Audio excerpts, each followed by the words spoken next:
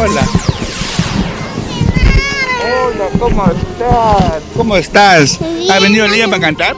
Sí, ¿A qué hora vas a salir ahorita a cantar, no? sí. Qué bien, Cintia, vas a cantar fuerte y claro, ¿eh? Ya. Producciones Creagen de aquí del complejo Acobamba. Estamos acá en el aniversario de Náchile Salazar. Aquí tenemos a Cintia, la muñequita del Perú. ¿Cómo estás, Cintia? Bien. ¿Qué tal estuviste tu presentación? Está excelente. ¿En el aniversario de quién? Natalie Salazar. Saluda, Natalie, te está viendo. Saludo para mi madrina Natalie Salazar, siempre por el complejo Acobamba, Lima. Mira, ¿tú es tu madrina? Sí, Mira tú. ¿Y cuándo vas a venir otra vez a Lima? el 9 de junio. 9 de junio.